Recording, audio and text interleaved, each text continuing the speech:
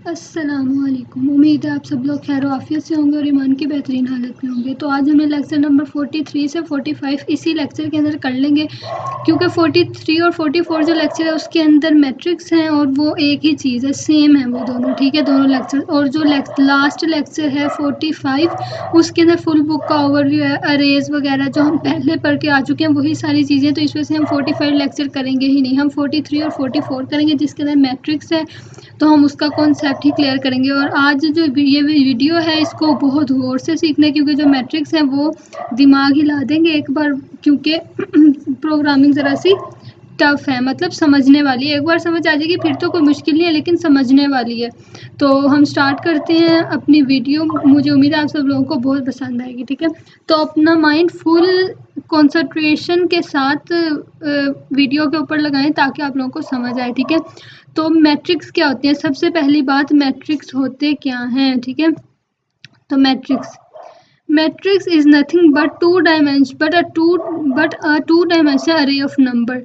It is normally represent in row and column. जो matrix होते हैं ये रो और कॉलम के अंदर रिप्रेजेंट किए जाते हैं। मल्टीप्लिकेशन के लिए, सब्ट्रैक्शन के लिए, डिवीजन के लिए यूज़ किए जाते हैं। आपने 9th से लेकर अब तक आप मैट्रिक्स पढ़ रहे होंगे। मैथ के अंदर तो सभी, ये देखिए मैट्रिक्स हम ऐसे बनाते हैं, इसकी मल्टीप्लिकेशन डिवीजन करते हैं, तो वही हम आज प्रोग्रामिंग के अंदर करेंगे, ठीक है। तो सबसे पहले अब आप लोगों को ये चीज़ भी माइंड कर लेनी चाहिए कि जब हम मैट्रिक्स बनाएंगे तो हम अरे के साथ काम करेंगे, ठीक है। इंटीजर ले लेते हैं अरे, ठीक है, AR ले लेते हैं। इसके अंदर मैं साइज कर दूंगी फिक्स, ठीक है, 10 साइज कर देती हूँ फिक्स, ठीक है।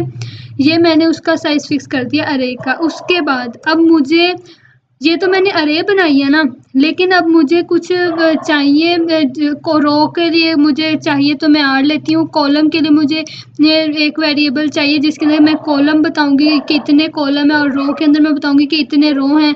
उसके बाद जो मैं इंक्रीमेंट करूंगी रो के अंदर, तो उसके लिए मुझे एक डायरेक्ट वेरिएबल चाहिए। मैं कॉलम के अंदर इंक्रीमेंट करूंगी तो उसके लिए मुझे एक डाटा टाइप चाहिए, ठीक है, वेरिएबल चाहिए। मुझे उम्मीद है कि जैसे जिस तरीके से मैं आप लोगों को समझा रही हूँ आपको समझ आ रही है, ठीक है। तो ये मैंने एक इंटीजर मैंने ले लिया, एक डाटा टाइप ली जिसके अंदर मैंने ये वेरिएबल असाइन करवा दी है, ठीक है। उसके बाद मैं यहाँ पर सी आउट लूँगी, इसमें मैं लिखती हूँ एंटर नंबर ऑफ रोज, ठीक है भाई, रोज के नंबर लिखें। तो उसके बाद क्लोज, और मैं सीन ले लेती हूँ आर, क्योंकि रोज के लिए मैंने आर लिया है तो मैं यहाँ आर ले लेती हूँ, ठीक है। उसके बाद मैं लेती हूँ C out enter number of columns, ठीक है। और इसको मैं ब्रेक करके देन मैं यहाँ सीन ले लेती हूँ कॉलम सी, क्योंकि मैंने कॉलम के लिए सी वेरिएबल बनाया तो इस वजह से मैंने सी ले लिया। तो हम इसको हम रन करके देखते हैं कि हमारा सही चल रहा है। देन फिर हम आगे जी बिल्कुल 2 ले लेते हैं एंड 2 ले लेते हैं, बिल्कुल हमारे ये बिल्कुल सही रन करा है। तो हम आगे करते हैं। ये अब हमने ये रो और कॉलम तो यूज़र से ले लिए। अब अगली बात क्या है कि हमने उसके अंदर इंक्रीमेंट डिक्रीमेंट करवाना, इंक्रीमेंट करवाना है तो मुझे लूप रन करनी है उसके लिए। तो मैं लूप चलाती हूँ एक, जिसके अंदर मैं पहले मुझे रो के अंदर इंक्रीमेंट करवाना है, ठीक है, कि भाई वो मुझसे, क्योंकि मैं अगर 3 रो लूँगी तो वो 3 रोज़ की वैल्यूज़ भी तो मुझसे पूछेगा ना। हम 2 तरीक़ों से बना सकते हैं, एक तो मैं यहीं पर सारों की वैल्यू असाइन कर दूँ और एक मैं वहाँ लूँ। तो मैं जो सिखा रही हूँ वहाँ लेने का तरीका सिखा रही हूँ। तो हम मतलब आउटपुट के अंदर सीन के ज़रिए हम जो आउटपुट वहाँ पर शो करवाते हैं मैं वो करवा रही हूँ, ठीक है। तो यहाँ 4 के अंदर मैं आई, जो मैंने आई लिया था उसको मैं कह देती हूँ 0, क्योंकि लूप चला रहे हैं ना। उसके बाद मैं लिखती हूँ कि आई जो है लेस देन है किसके, आर के, ठीक है। उसके बाद आई जो है प्लस प्लस, ये मैंने एक लूप चला दी, ठीक है, ये मेरी लूप चल गई। अब इसके अंदर मैं एक और लूप चलाती हूँ, क्योंकि ये तो मैंने रो के लिए चलाया है, अब मुझे कॉलम के लिए भी तो चाहिए, तो मैं इसके अंदर ही एक कॉलम की लूप चलाऊंगी। तो मैं इसी को कॉपी करती हूँ और इसके अंदर पेस्ट कर देती हूँ। चेंजिंग मैंने क्या करनी है, इधर आई की जगह मैं जे लिख दूंगी, ठीक है। इधर भी आई की जगह मैं जे लिख दूंगी, सी की जगह आर की जगह मैं सी लिख दूंगी और इधर जे लिख दूंगी, ठीक है। तो ये मेरी सेकंड लूप रन कर गई। अब एक और चीज, अब मैं क्या आउटपुट वहां शो करवाऊंगी, तो मैं कहती हूँ कि सी आउट वो मुझसे पूछे एंटर वैल्यू ऑफ अरे, क्योंकि हमने ऊपर अरे कौन सी बनाई है, ए आर के नाम से, तो अरे, ठीक है ये। उसके बाद अब अरे फर्स्ट अरे में मुझे किसकी वैल्यू चाहिए, आई की चाहिए, मतलब रो की, तो मैं यहाँ आई लिख दूंगी। उसके बाद इस ब्रैकेट को बंद करूंगी, ये खूबसूरती के लिए हम करेंगे, ठीक है। आप सिंपल भी कर सकते हो लेकिन खूबसूरती हो जरा, तो इस वजह से, क्योंकि पता लगे कि वो अरे है, ठीक है। आई की वैल्यू, उसके बाद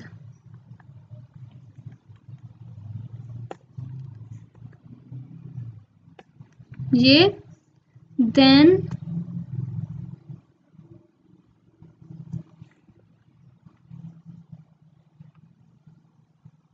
इस पूरे को जो है ना कॉपी करके इसके अंदर लिखना है, ठीक है। और यहाँ पर अब मुझे आई के बाद जे की वैल्यू चाहिए, जे की वैल्यू खत्म, तो इस ब्रैकेट को, ये जो मैंने ये स्क्वायर लगाई है, इस ब्रैकेट को भी तो बंद करना है, तो इसको बंद करके देन मैं ये लिख दूंगी, ठीक है। तो इससे क्या होगा कि मुझे enter value of A R, मतलब आई की, पहले आई की वैल्यू और फिर जे की वैल्यू और फिर खत्म, ठीक है। तो एक तो ये मुझे शो हो जाएगा, तो शो करके देख लें पहले, चलिए हम पहले शो करके देखते हैं। ओके, वो मुझे कह रहे हैं एंटर नंबर्स ऑफ रो, तो हम यहाँ पर लिख लेते हैं 2 3, ठीक है। अब यहाँ पर हमसे क्या गलती हुई है, हमने सी इन नहीं लिया, क्योंकि हमने तो यूजर से लेना है ना, तो मैं यहाँ पर सी इन लिखती हूँ और मैंने सी इन अरे बना, अरे की वैल्यूज लेनी है ना, तो मैं अरे आई एंड सेकंड में अरे जे लिख दूंगी, ठीक है। तो अब मेरा बिल्कुल ठीक लूप वर्क करेगी। अब देख लेते हैं, ये देखिए, अब मैं यहाँ पर 2, मतलब एंटर नंबर ऑफ रोज, तो मैं कह देती हूँ 3, उसके बाद जो कॉलम है उसको मैं 2 कह लेती हूँ। उसके बाद अब वो मुझे कह रहा है इंटर वैल्यू ऑफ अरे 0/0। ये तो अब आप लोगों को पता है ना, जब मैट्रिक्स हम बनाते हैं तो जो फर्स्ट रो और फर्स्ट कॉलम का वर्ड होता है उसको 0/0, सेकंड को 0/1, थर्ड को 0/2 ऐसे कहते हैं। तो इस वजह से फर्स्ट अरे की वैल्यू मैं 1 दे देती हूँ, उसके बाद सेकंड को मैं 2 कह देती हूँ 0/1 को, क्योंकि अभी हम वर्क कर रहे हैं फर्स्ट कॉलम और फर्स्ट रो में, ठीक है। मतलब फर्स्ट रो और फर्स्ट कॉलम के अंदर हम वर्क कर रहे हैं। उसके बाद मैं इसको एंटर प्रेस करती हूँ, अब ये हम सेकंड रो पे आ गए हैं, ठीक है। ये उसने क्या बताया कि 0/0 पे है और सेकंड फर्स्ट रो का कॉलम सेकंड है। अब यहाँ फर्स्ट रो का 0 कॉलम, 0 वाला कॉलम, ठीक है। तो यहाँ पर मैं 1 ही लिख देती हूँ। अब वो कह रहा है फर्स्ट रो का फर्स्ट कॉलम, क्योंकि हाँ सेकंड कॉलम, क्योंकि आप लोगों को पता है अरे जो है वो 0 से स्टार्ट होती है, तो जब 1 की वैल्यू होगी उसको 0 कहेगा, और जो जो 1 के ऊपर होगा ना हमारा डाटा उसको 0 कहेगा, और जो सेकंड के ऊपर होगा उसको 1 कहेगा। तो ये 1 पे 0 और सेकंड पे 1 कह रहा है। तो अब यहाँ पर 1 1 मतलब 2/2, तो इसको भी मैं 2 कह देती हूँ। अब वो थर्ड रो चल रही है तो इसको भी मैं 1 कहती हूँ, इसको 2 कह देती हूँ। तो ये हमारा सब शो हो गया। लेकिन अब आप लोग कहेंगे कि ये बन तो गया, लेकिन वो हमें शो क्यों नहीं हुआ भाई, हमें मैट्रिक्स की फॉर्म में शो क्यों नहीं हुआ। ये अभी मैं आप लोगों को आहिस्ता आहिस्ता करके हर चीज़ आहिस्ता आहिस्ता सिखा रही हूँ, ताकि आप लोगों के सारे कॉन्सेप्ट क्लियर हों। अब हमने उसको वहाँ वैसे मैट्रिक्स की फॉर्म में शो करवाना है, तो मैं यहाँ लिख दूंगी, खूबसूरती के लिए मैं लिखूंगी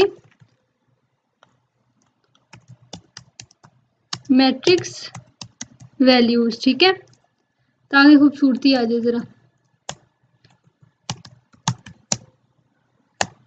और यहाँ पर ना हम यूज कर लेते हैं \t। क्यों यूज करेंगे, जरा प्यारा लगे, यहाँ भी हम यूज कर लेते हैं \t। उसके बाद ये जो पूरी हमने लिखी है ना, इसको ही हम कॉपी करेंगे और इसके यहाँ पेस्ट कर देंगे, लेकिन यहाँ चेंजिंग हमने करनी है। इसको ख़त्म करेंगे हम, क्योंकि हमने अगेन तो वैल्यू लेनी नहीं है, इसको भी हम ख़त्म कर देंगे, ठीक है। और यहाँ पर हम सी आउट एंड लाइन कर लेंगे और यहाँ हमने क्या लिखना है, अरे आई जे, ठीक है, ये हमने लिख लिया। तो हम यहाँ पर एक और चेंजिंग कर लेते हैं कि यहाँ पर मैं चाहती हूँ कि ज़रा खूबसूरती बढ़ जाए, तो इसके लिए हम यहाँ पर \t यूज़ करते हैं। ये क्यों यूज़ करेंगे, ताकि एक टैब का डिफरेंस आ जाए इसके अंदर। तो हम इसको अगेन स्टार्ट करते हैं। तो मैं 3 कॉलम रोज ले लेती हूँ और 2 कॉलम ले लेती हूँ। यहाँ मैं इसकी वैल्यू 1 दे देती हूँ, ठीक है, 1 2 3 2, सारों को मैं 2 2 ही दूंगी। तो ये देखें, मेरा वो लिखने का मकसद क्या था कि मतलब टैब लेने का, कि इन दोनों के अंदर टैब का फासला है। तो अब मैं चाहती हूँ कि ये जो 1 है ना, ये मैट्रिक्स के नीचे आ जाए। तो इसके लिए मैं ना यहाँ पर जो है, यहाँ पर भी ना टैब यूज कर लेती हूँ, ठीक है। अब देखते हैं,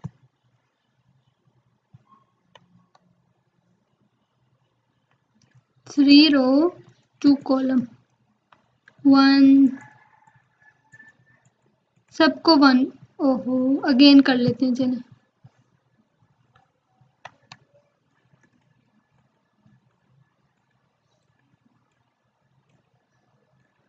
ये देखिए, अब हमें ये ऐसे शो हो रहा है, ठीक है, ठीक है। तो हमें ये शो हो गया।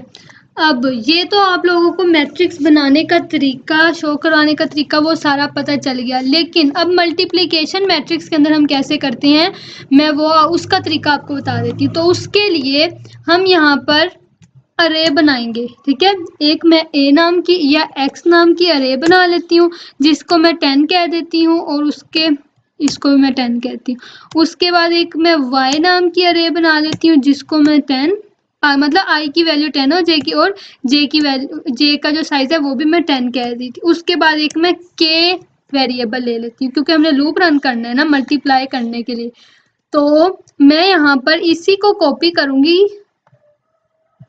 इसी को कॉपी कर लेते हैं, ठीक है, पेस्ट किया। अच्छा, तो अब यहाँ पर मैंने क्या करना है, मैं इसको, मैंने ना एक यहाँ पर इसको मैं ख़त्म करती हूँ।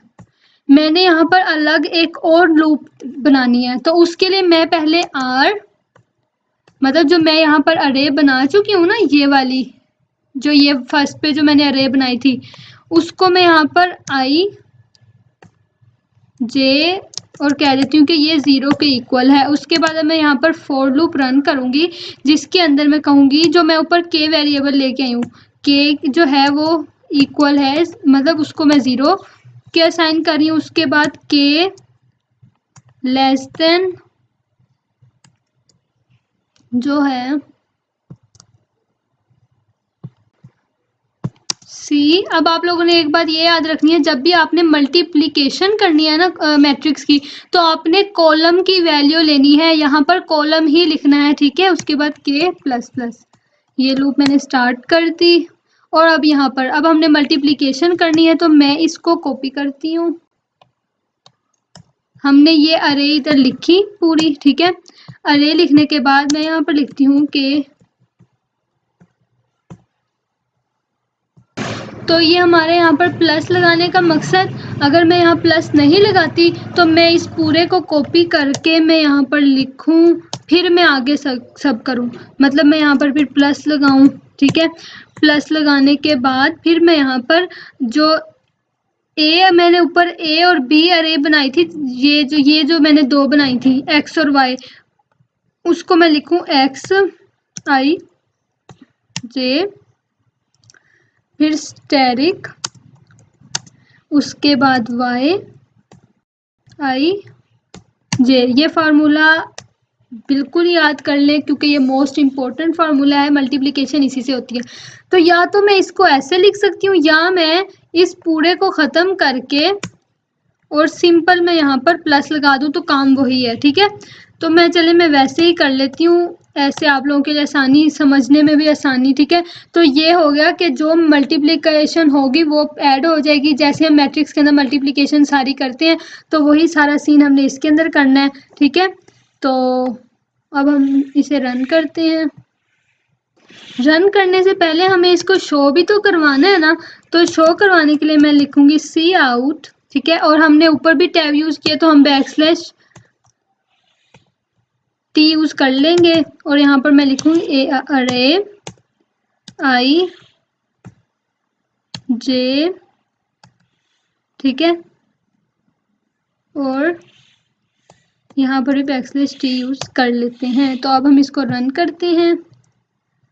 तो अब देखते हैं इसका क्या आंसर आता है। मैं रो 3 ले लेती हूँ, कॉलम जो है वो 2 ले लेती हूँ। 1 1 1 1 1 1। तो ये देखें, अब ये हमारा आंसर तो शो हुआ है लेकिन ये गलत आंसर शो हुआ है, मतलब ये कोई स्पेसिंग का हमारा यहाँ पर इशू है जिसकी वजह से हमें वो ऐसे शो हुआ है। बट तरीका जो है सारा जो मैंने आप लोगों को बताया है वो सारा तरीका जो है वो यही है। तो मुझे उम्मीद है कि आप सब लोगों को बहुत अच्छे से समझ आई होगी।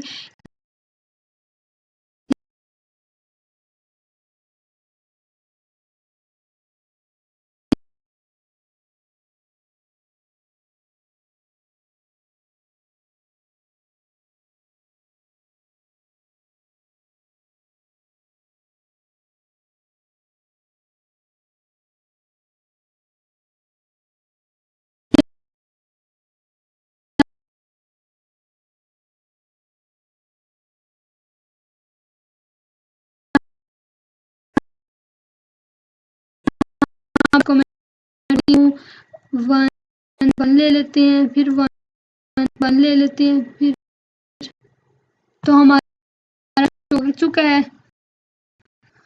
मैं ये हम जो अरे का ये अपनी मर्जी से लेना, ये देखें। तो ये मैट्रिक्स मल्टीप्लिकेशन ये शो हो गई, बट ये गलत शो हुई है, वो कोई इशू नहीं है। आप लोगों को कॉन्सेप्ट समझ आना चाहिए, जो मुझे उम्मीद है कि आप सब लोगों को कॉन्सेप्ट समझ आ गया होगा।